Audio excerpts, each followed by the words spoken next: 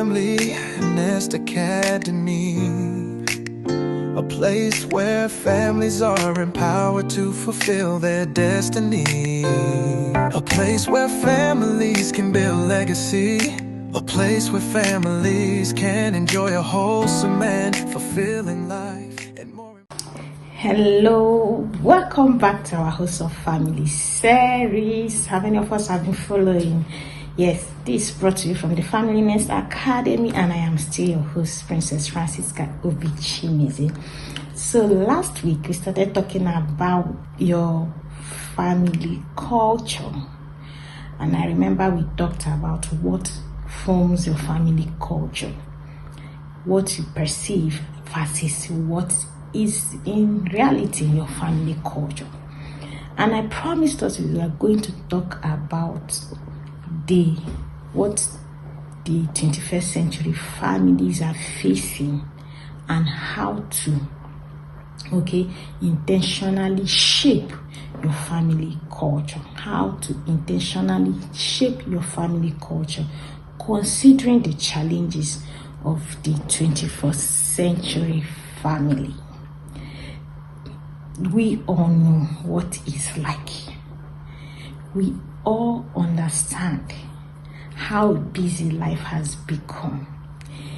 We all have experienced it and are still experiencing it. And yes, this is not a judgment seat. It's not a place where we are judging you. It's a place where we reflect and look at the possibilities and things that can be modified or put a little touch so that we intentionally still focus on families and we don't lose all our labors.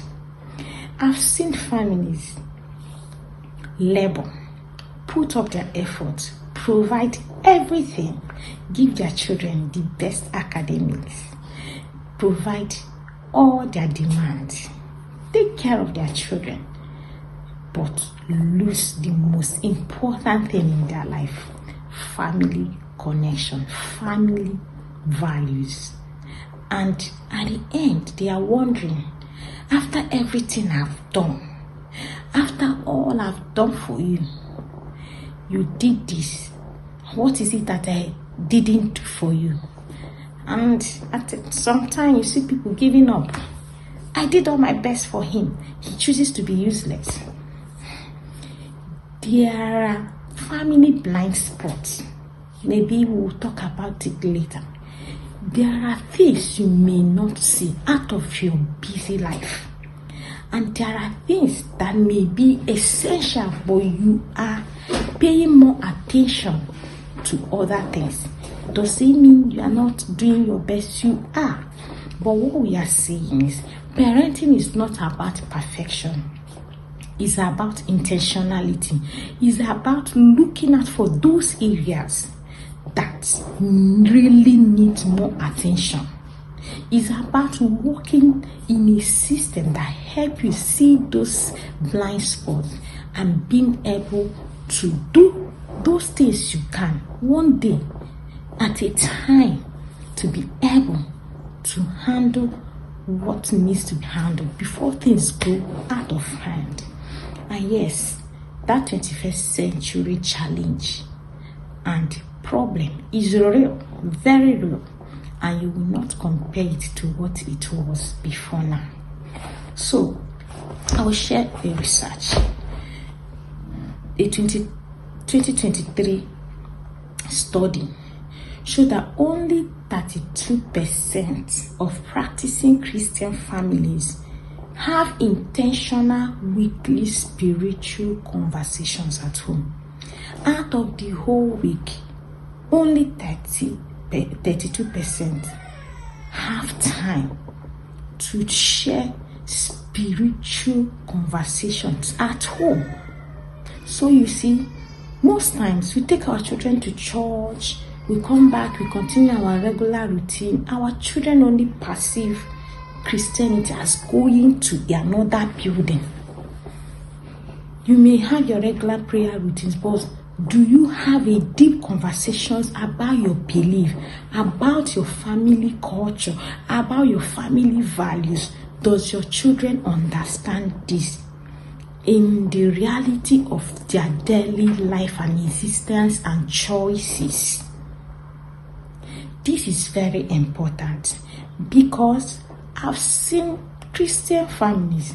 If you are listening to me and you're a Muslim family, you also understand that children may do all the protocols, or what do you call it again, all the practice rhymes and all that, but do they have a deep conversation in the family about how this affects your life choices and decisions? Do we internalize it? Do we relate it to our daily choices of who our friends should be, how it matters to what we believe? Does your children have these things in perspective, or do they see it just a religious practice we do, and then we have is separate from our choices of who we choose as friends in school, the type of places we go, and all that? These things need to be done intentionally.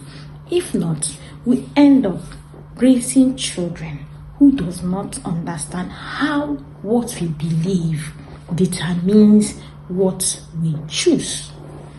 Okay?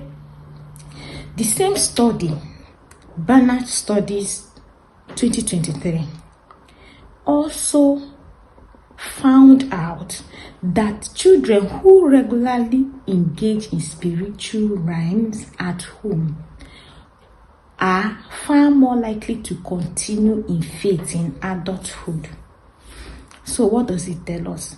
When your children at home continuously practice, study,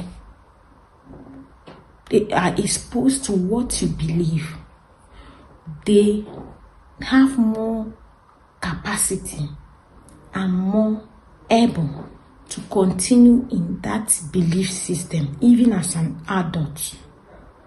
Okay, so the Bible, for those who are Christians, God was saying, I know Abraham, that he will teach his children to follow after me. The same scripture said that this book of the law, you should teach it to your children when they wake up, as they go about their day, and when they sleep. What is the Bible saying? There is need of consistency in your daily activities, in your daily life. Of course, we understand how it can be boring and overbearing if we keep saying the same thing in the ears of our children, repeating ourselves. That is the reason why you should learn how to program these things into activities that doesn't have to be like you are sounding like a rhymeless gong. Okay, that is why you have family activities. That is why we do our weekly family challenge in such a way it becomes fun, but it's internalized in your daily activities. That is why you have family bonding activities, but in it you should be able to inculcate what you stand for as a family. That is how you are building a culture, even in a busy life and busy society. So don't be so busy making money, trying to feed the children, send them to the best school, that you don't intentionally bring into perspective in your daily engagement with your family the values what you stand for. So let's quickly jump into how to intentionally shape your family culture. How to be sure that you are putting into place in your home what you stand for, what you want to see in your children without assumption. So I'll be sharing 5 ways we can do this. The first one is set a weekly family moment. You have family moments. I know there are family dynamics, and that is what you should put in perspective. Do you want to do a team meeting? Do you want to do a Zoom meeting? Do you want to do a WhatsApp video call to check on everyone? Find that 10 minutes, that 20 minutes where you reflect, check on each other, reflect on what you stand for. But if all your children are home, husband and wife don't always be away, as this person is coming, this one is away, especially for those of us in diaspora. Always find a common moment with your children and partner. Let's not raise children who all they grow is seeing us hopping out in exchanging a child care just to go and make ends meet and pay bills. We are going to cause these children to believe that is what life should be. Because even those of us that does it know how frustrating it is. How much more your children who requires your attention and emotional availability at this point. So we have to be intentional about it. Create those moments. You can put it a tag, make it fun depending on the age of your children. If they are toddler or preschooler or preteen, you know they want activities, interesting activities.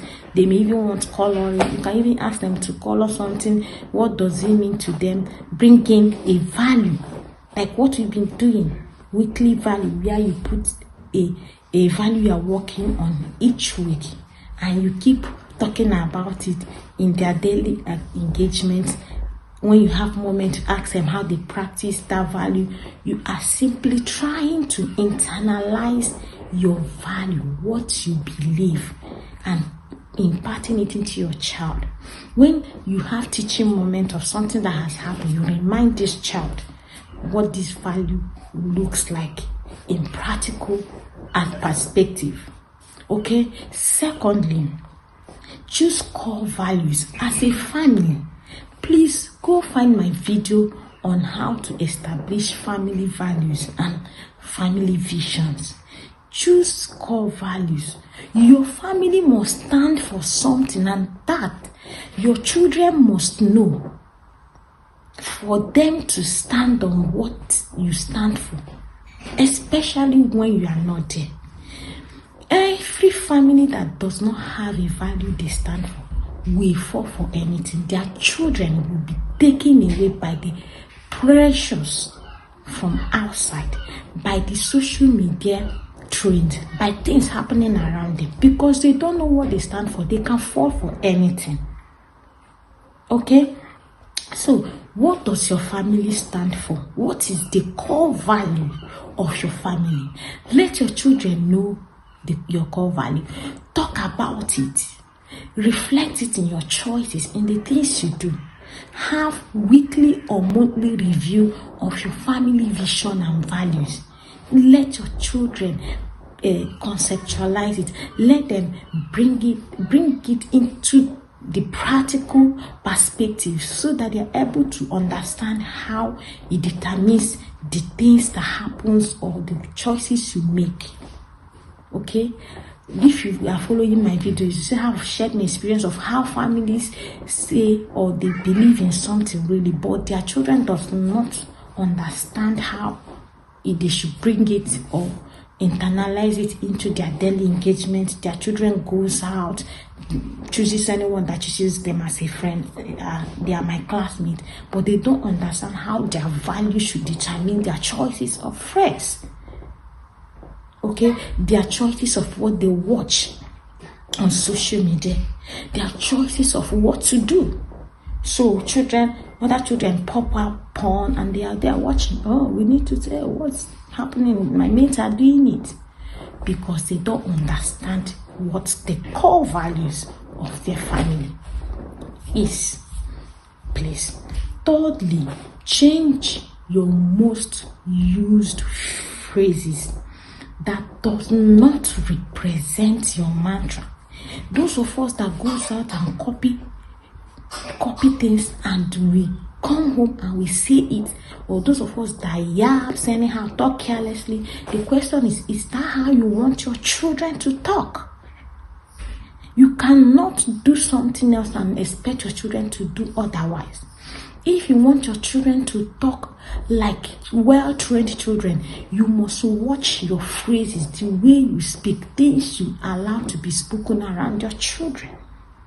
You don't go to work and carry what those people talk and bring it home without sieving them off.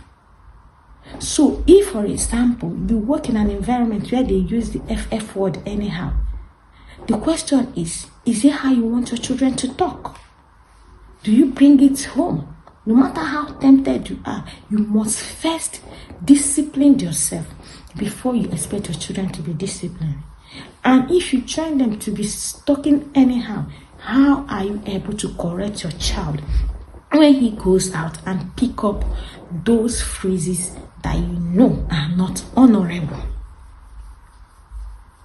And if you are the one who corrects your children with verbal abuses and letting them know how they've been stupid, how they've not been listening, how they are not doing enough and they are careless and all that, the question is, would you want to watch your child correct the younger one using those words?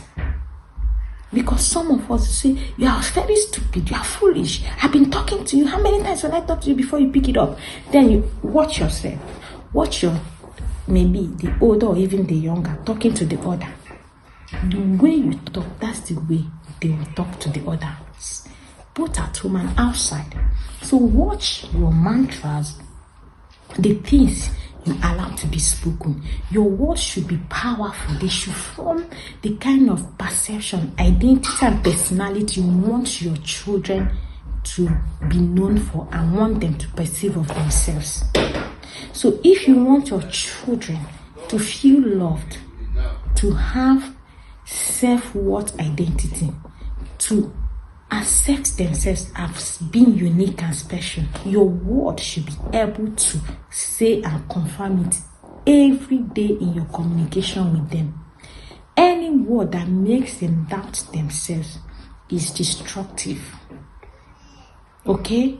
Because your word will sound as a prophetic sound in their ears, that no matter what they do, they feel they are not doing well enough because mommy or daddy is saying it in their word to her or to him. So it even makes them withdraw. They are not able, because they lack confidence, to come out of their shells, to express themselves, to explore, to find out the personality trait and the uniqueness and their genuine personality. So you see these children struggling. Is that the culture you want to form in your home? So, if, for example, the kind of phrases in this one, we choose love over pride. So your child, you are correcting this child. Maybe this child has shown a level of pride, refuses to apologize when he has done wrong. It's to say, why are you so proud? Why you do this? Simply say, in this home, we choose love over pride. And this is how we express love. I understand you don't feel like you should apologize to them, but that is not acceptable in this home, because we stand for this, we stand for that, and this is what has preserved us as a family. You are correcting this child, but you are not being abusive. You are not making him feel less of himself. Okay? Then, fourthly, start a ritual, a celebration ritual. What do I mean? What does your children know that you do in particular seasons?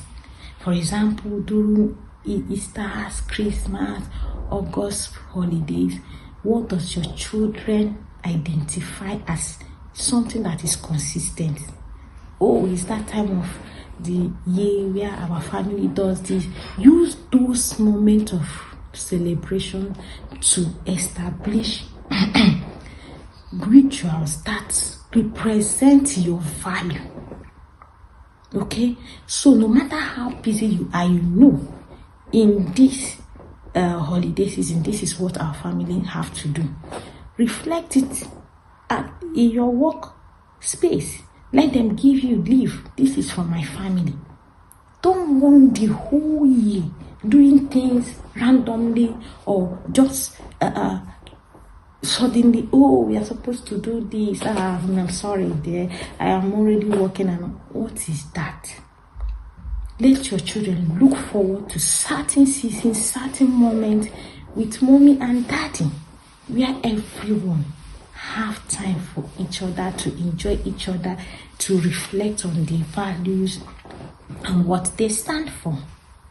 Okay, and you can also establish rituals that your children know this is what we do. We don't abuse people, we speak blessing. So some of us, instead of your child is being stubborn or rebellious, instead of say you are blessed, you are an obedient child, you are speaking what you want to see in your child, not what is being reflected. Over time, you will see the manifestation. Okay? Do you know in your mind that this is what this child is doing? But you are speaking what you want to see. And then you are intentionally putting things in place to correct that abnormal behavior. Okay? So, can your children say, in our family, you can make mistake and come, mommy and daddy, we help you pass through the process of healing and recovery? Or do they know your family as where punishment is paramount? Because such children will avoid opening up. Okay, so let your children know what they can see or obtain at home at every situation or particular time. Let there be that bonding. Create a culture. Do they know us as people who sing, who worship God? Do they know you as people who dance unto God, who dance a particular type of dance, and this type is not accepted?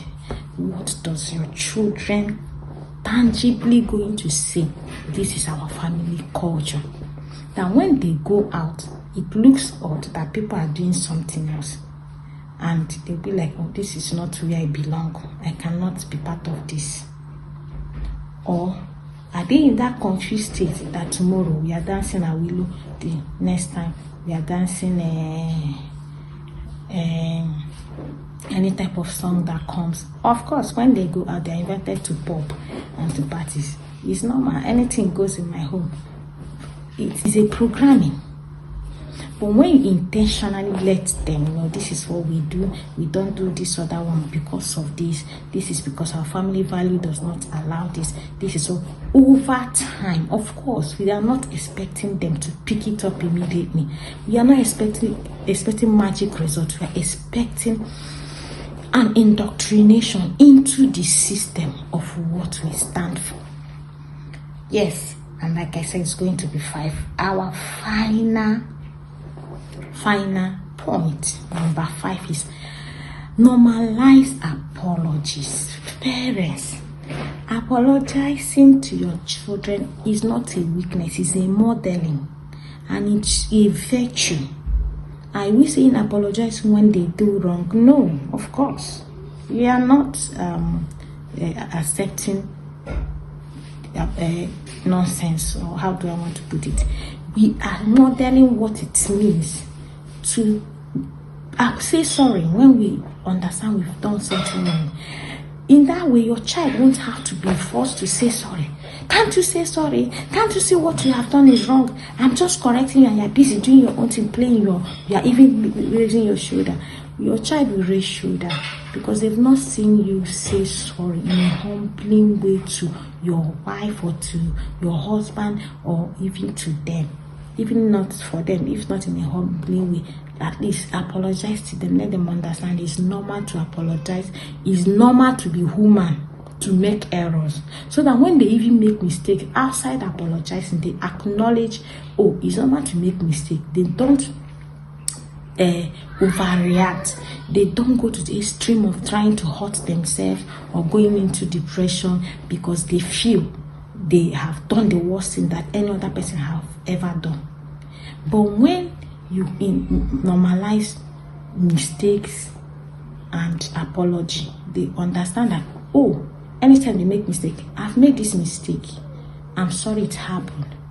They can come openly and open up to you, and you go through the process, and it becomes a norm.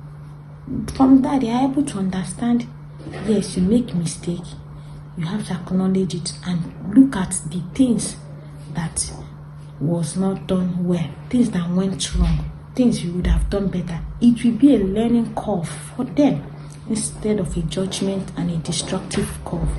Instead of dragging them into the path of overjudging themselves. You've seen children kill themselves because they failed jump or they made a mistake they think no one has ever made. So, in all we do, we should live out the values, the culture we want to internalize in our homes and in our children intentionally. You see, this thing, life will continue to be busy and more busy. Social media is there. Even when you are not busy, social media is asking you, come, see this one is just happened, this one is happening. And you want, in our inquisitiveness and level of discipline will not determine how much we spend on social media.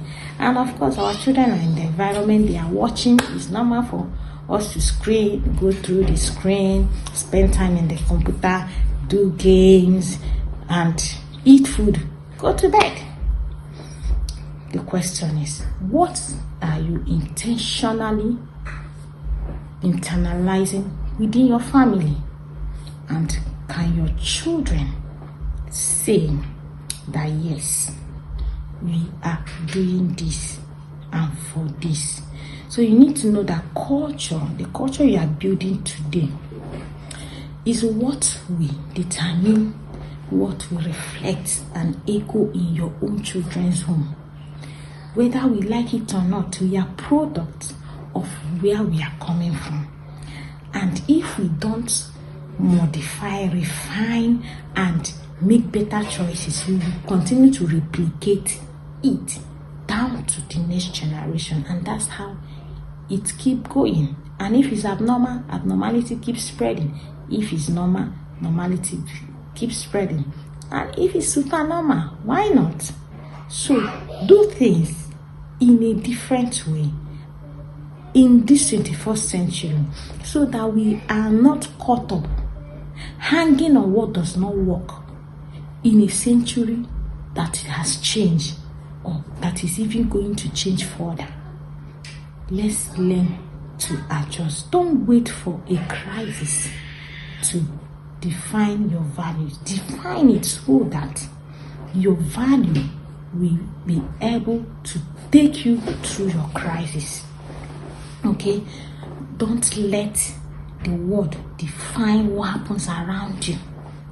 Because if you don't establish the right atmosphere for your children, they will go and pick up from the world. If you too allow the world to influence what happens to your environment, you have given the world an access into the destinies of children that has been handed over to you, to culture, to mood, to transform, to package for impact. If we must raise children who will make impact, we must intentionally sieve what happens around us until we no longer have control over them. At that point, the rest will be determined by God and them. But have you built the right foundation? Yes. And you beat your chest. You've done what you're supposed to do. But remember, like I said, it's not all about money. It's not all about providing for them. It's all about building a system, a structure that empowers them, that gets them ready to handle the society we are in and still raise their head in victory. Okay? Create a space where God will occupy the heart of not just you, the parents, but the children. Where your children will be able to have their own personal conviction and not being pushed around. They will not be pushed around by the system of the world. They will not be pushed around by the things that happened around them, because a core value has been embedded in them, and that they have a personal knowledge, encounter, and walk with heaven, such that there are things you cannot do, but God in his infinite power will dominate their hearts and help them make the right choices wherever they are found. Yes, if this bless you, we've come to the end of this conversation today, and hoping we do more building and empowering families for global impact, to build legacies and fulfill their purpose. Remember to visit our channels and blog site. You have a lot of values, free resources that will empower you as an individual and empower your family. And kindly share to other families, other parents, other women, other men that needs to know that this is a time where families have to intentionally live by a standard and structure that will sustain the value we need to live in our children, especially in this busy 21st century. Do have a lovely day. Remember to subscribe and put on your bell so that you'll be notified anytime we come up with an episode. Yes, we are also doing episode of life stories of things that people are experiencing, that are happening in real life in our blog. Try to read them up and pick one or two things that will transform your family. I am still your host, Princess Francisca Ebichinize, coming from Familynestacademy to you, declaring that your family is blessed and God's purpose for your family will be fulfilled. Let's work together. And if you're interested in joining our community, kindly DM me or put it down in the chat. Do have a lovely day. Bye.